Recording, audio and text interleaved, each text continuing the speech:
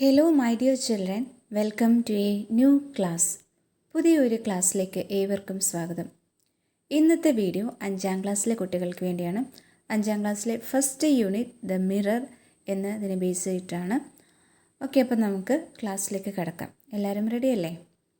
Now you can see a cartoon. Look this cartoon. നിങ്ങൾക്കിപ്പോൾ ഒരു cartoon കാണാം.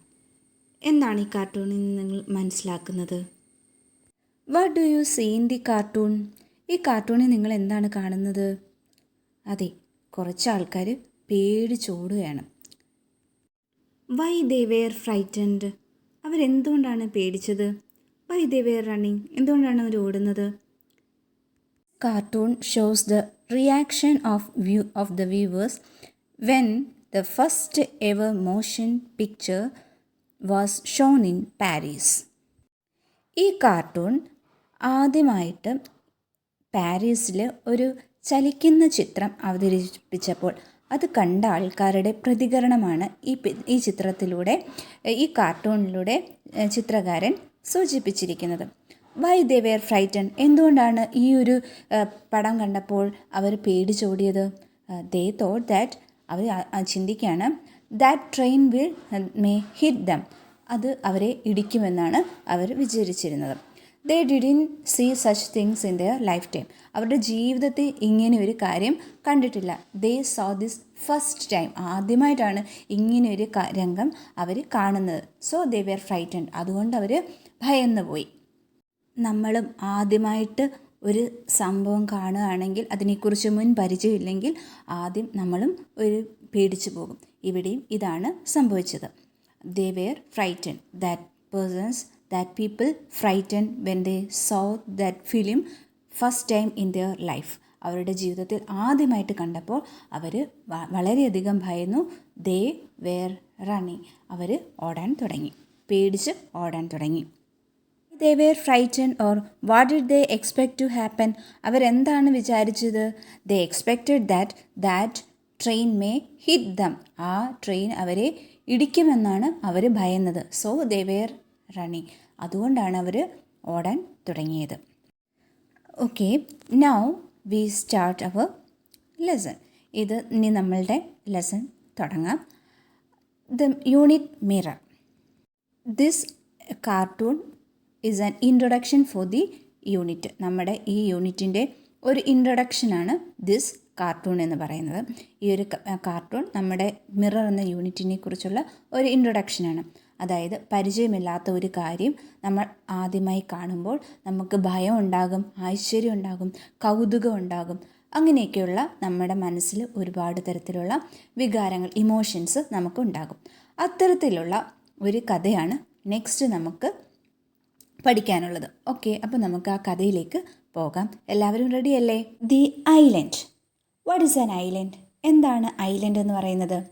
Island is a geographical area surrounded by water. Island എന്ന് പറയുന്നത് വെള്ളത്താൽ ചുറ്റപ്പെട്ട പ്രദേശങ്ങളെയാണ് island എന്ന് പറയുന്നത്. മലയാളത്തിൽ ഐലൻഡ് എന്നത് ദ്വീപ് എന്നാണ് പറയുന്നത്.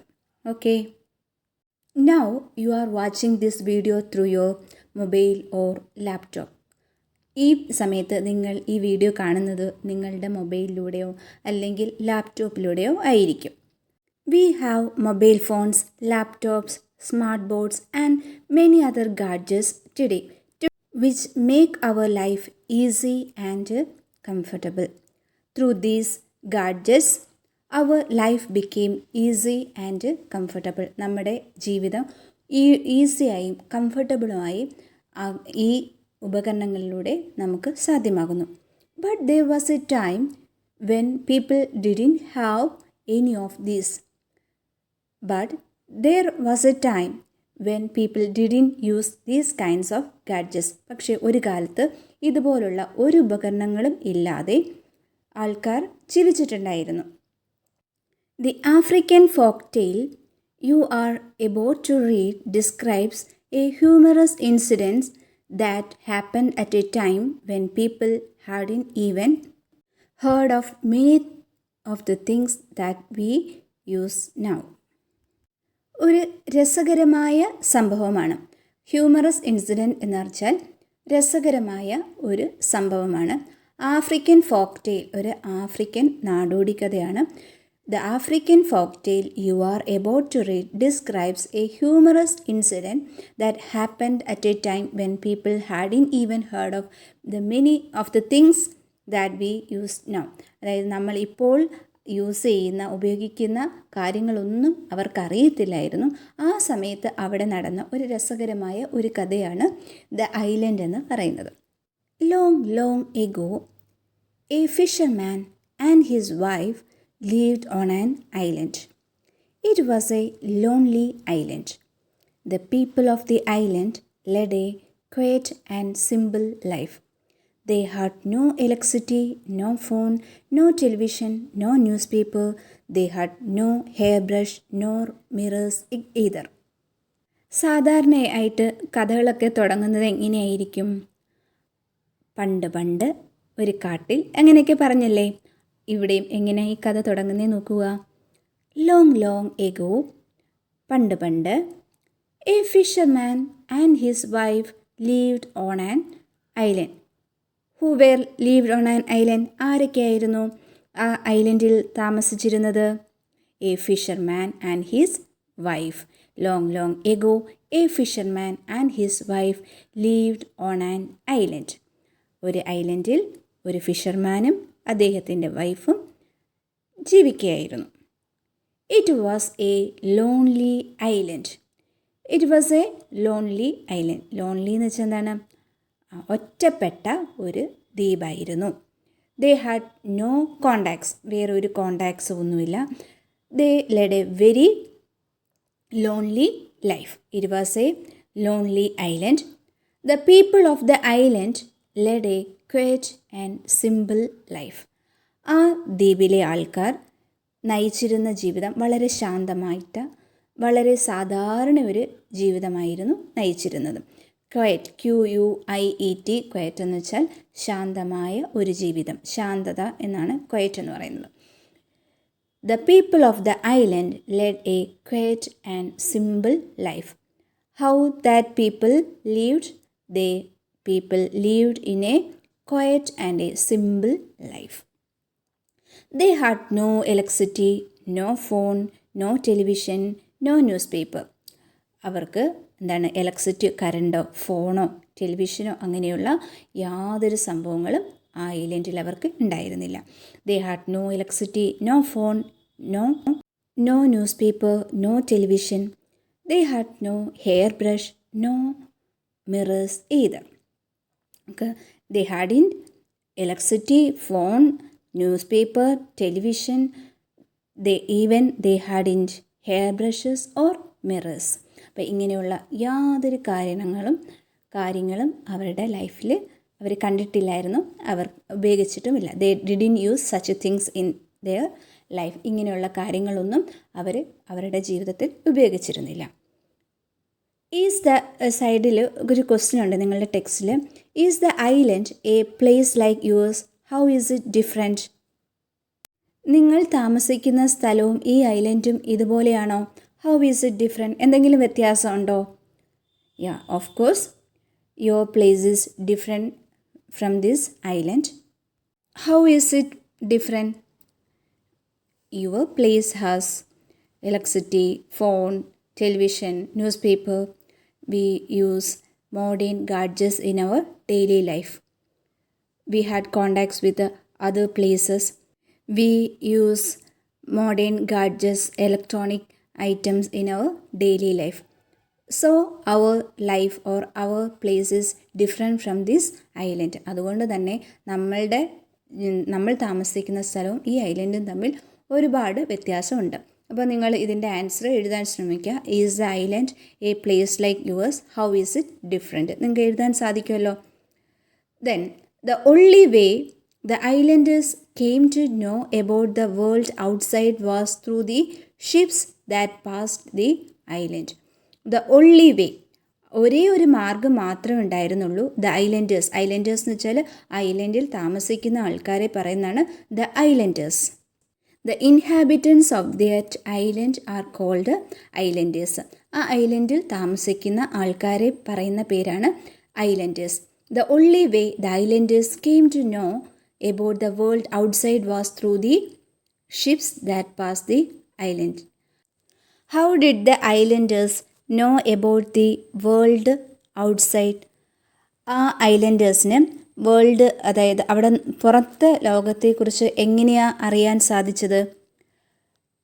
They had known about the world outside through the ships that passed the island. അതുവഴി പോകുന്ന കപ്പലുകളിൽ നിന്നാണ് അവർ പുറം ലോകത്തെക്കുറിച്ച് അറിയുന്നത്. The only way the islanders came to know about the world outside was through the ships that passed the island. The sailors in the ship threw old worn-out toothbrushes, broken buckets, torn shoes, etc. into the sea. When these things came ashore, the people of the island collected them. The sailors in the ship threw old worn-out toothbrushes. പഴകിയ tooth brushes, അതായത് ബ്രഷുകൾ അവർ പുറത്തേക്കെറിയും. The sailors in the ship threw old worn-out toothbrushes, broken buckets, torn shoes, കേടായ buckets, പൊട്ടിയ buckets, അതുപോലെ തന്നെ കേടായ ഷൂസുകൾ, ഇതെല്ലാം അവർ into the sea, കടലിലേക്ക് വലിച്ചെറിയും. When these things came ashore, the people of the island collected them. ഇത് തീരത്തടിയുമ്പോൾ, ഷോറിൽ ആടിയുമ്പോൾ, the people of the island collected them, അവിടെയുള്ള ആൾക്കാർ, ഐലൻഡിൽ താമസിക്കുന്ന ഐലൻഡേഴ്സ് കളക്റ്റഡ് സച്ച് ഐറ്റംസ്, അവരത് എല്ലാം കളക്ട് ചെയ്ത് വെക്കും, ശേഖരിച്ച് വെക്കും. The sailors in the ship through old worn out toothbrushes, broken buckets, torn shoes, etc. into the sea. When these things came ashore, the people of the island collected them. The islanders collected such things. ഇങ്ങനെയുള്ള കാര്യങ്ങൾ ആ ഐലൻഡേഴ്സ് ശേഖരിച്ച് വയ്ക്കും. Why did the islanders collect the things came ashore? എന്തുകൊണ്ടായിരിക്കും ഈ ഐലൻഡേഴ്സ് ഇങ്ങനെയുള്ള കാര്യങ്ങൾ കളക്ട് ചെയ്യുന്നത്? They didn't know such things. They didn't see such things in their life. അവരുടെ ജീവിതത്തിൽ ഇങ്ങനെയുള്ള കാര്യങ്ങളൊന്നും അവർ കണ്ടിട്ടില്ല. So they had curiosity. അതുകൊണ്ട് അവർക്ക് എന്തുണ്ടാവും? ഒരു ആകാംക്ഷ ഉണ്ടായിരിക്കും. So they preserved or collected such things. Once again, I am reading these parts for you. Listen carefully. Long, long ago, a fisherman and his wife lived on an island. It was a lonely island. The people of the island led a quiet and simple life. They had no electricity, no phone, no television, no newspaper. They had no hairbrush nor mirrors either. The only way the islanders came to know about the world outside was through the ships that passed the island. The sailors in the ship threw old worn-out toothbrushes, broken buckets, torn shoes, etc. into the sea. When these things came ashore, the people of the island collected them.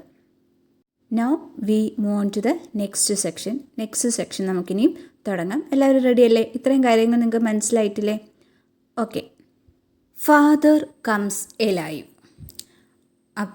അച്ഛൻ ജീവനോടെ വരുന്നു. Father comes alive. One day the fisherman was walking along the seashore. ഒരു ദിവസം ഈ fisherman സീഷോറിൽ കൂടെ നടക്കുകയായിരുന്നു. Seashore എന്ന് പറയുമ്പം കടൽ തീരം. One day, the fisherman was walking along the seashore. After the death of his father, it was for the first time he was going out. അച്ഛൻ്റെ മരണശേഷം അദ്ദേഹം ആദ്യമായിട്ടായിരുന്നു പുറത്തേക്ക് പോകുന്നത്. After the death of his father, it was for the first time he was going out.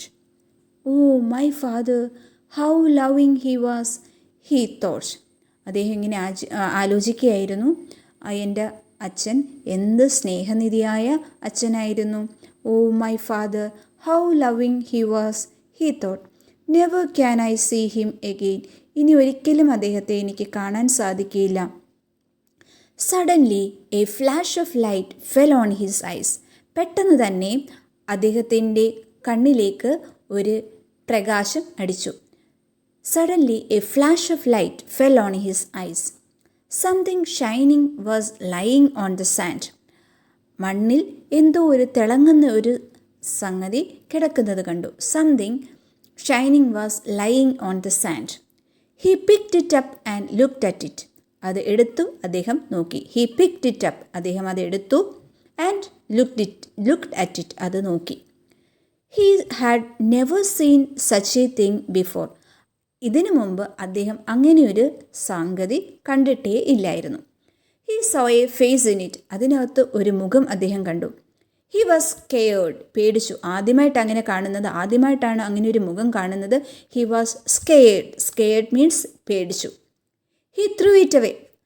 അത് എന്ത് ചെയ്തു? പെട്ടെന്ന് തന്നെ അത് എടുത്ത് എറിഞ്ഞു. He threw it away.